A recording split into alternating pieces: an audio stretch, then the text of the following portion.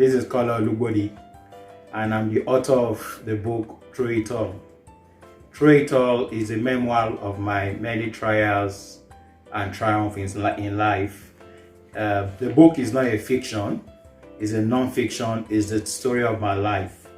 I wrote it to encourage people and to comfort anyone going through challenges in life.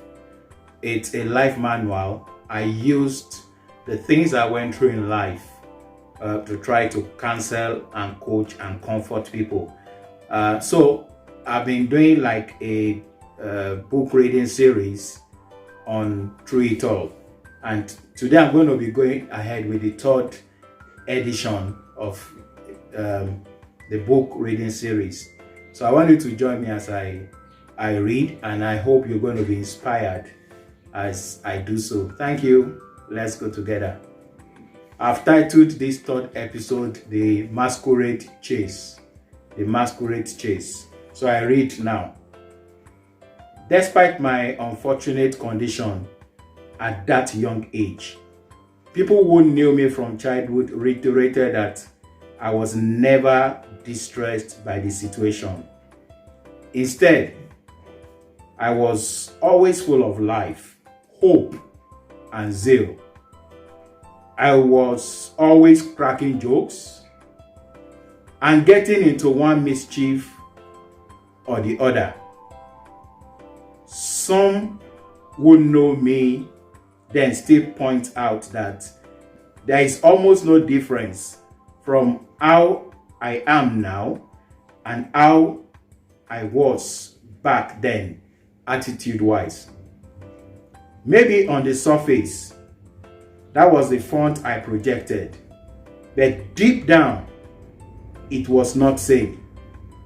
As I grew older, it kept dawning on me that I was different from others, including my siblings. Deep inside, I had questions. I would ask, why does it have to be me? Different circumstances and various events that took place throughout those my growing up years kept pointing to the fact that I was disadvantaged. I was limited and sometimes helpless. One of such instances occurred when I was about 7 years old. Dad usually take us to our village, Ara, in Osun State, for the December holiday. It was a trip we always look forward to, traveling out of Lagos to meet with our cousins, nephews, uncles, and friends who would also come from all over for Christmas period and the family reunion. That particular December, the Christmas festivity somehow coincided with the annual masquerade festival of the village, but it did not seem like a problem to anyone.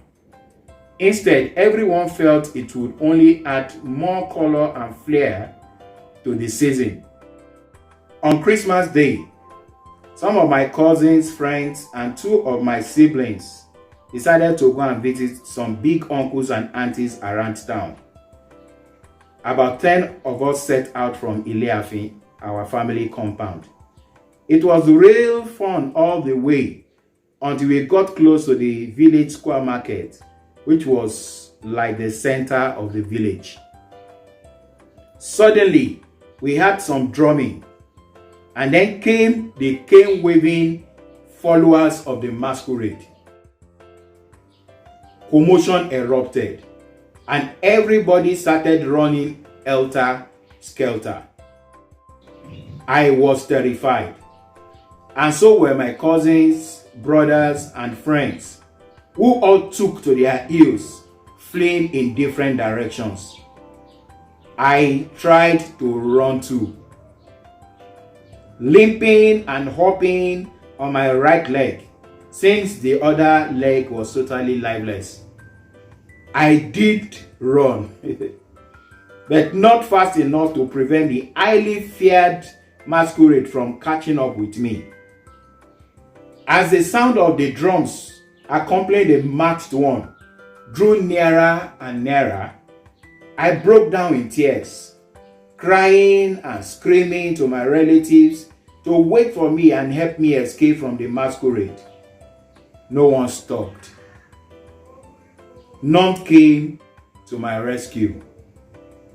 Everyone was after his own safety.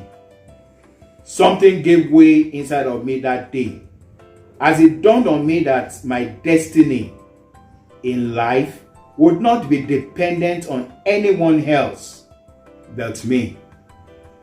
Not even my very close family members or friends.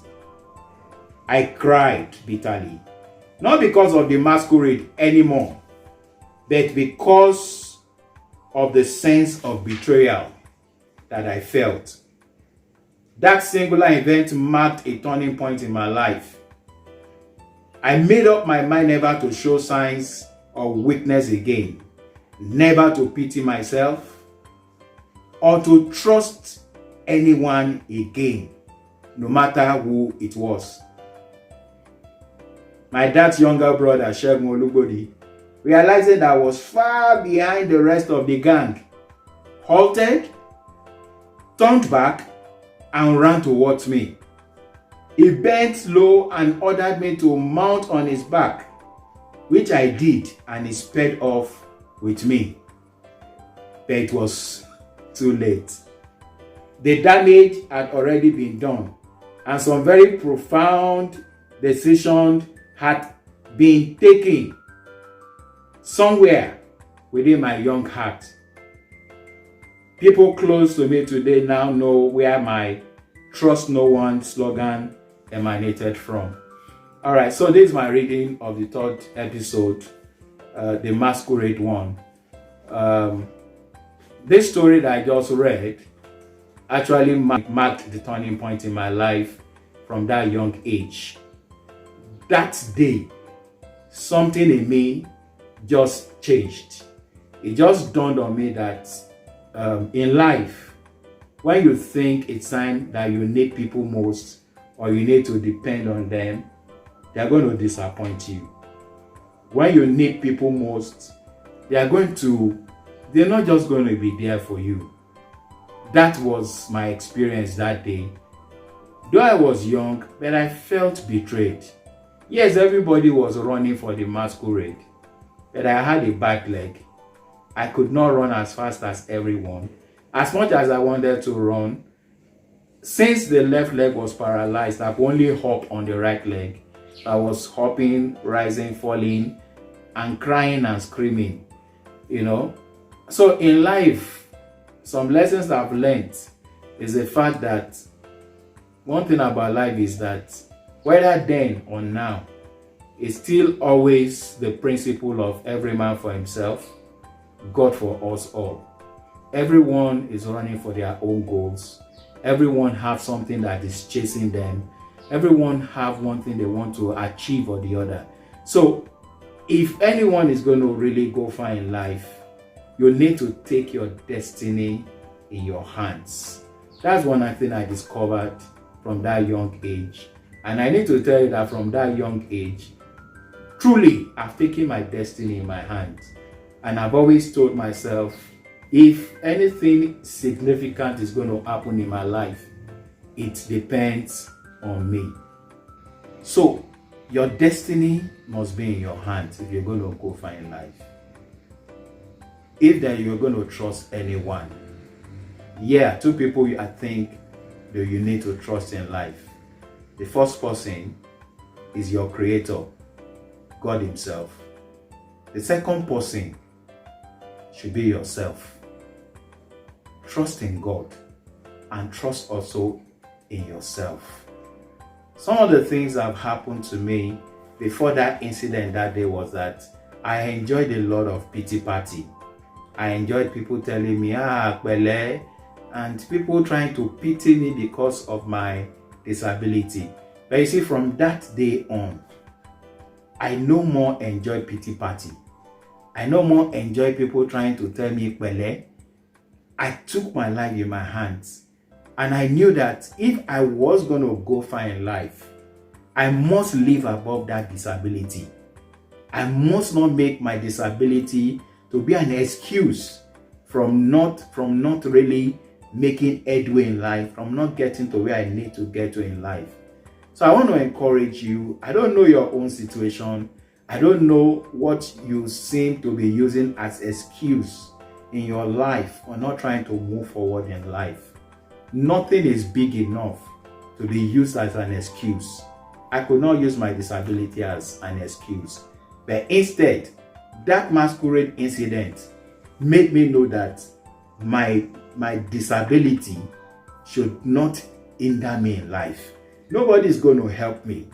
If I'm going to make it, all depends on me, and of course, majorly depends on my God. So I just wanted to be encouraged by this third episode.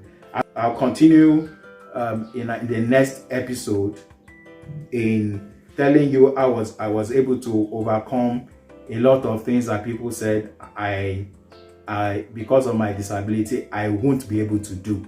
I'll be sharing that with you. I will share how I taught myself how to drive, and I almost killed myself learning how to drive. Thank you very much for listening to me. God bless you.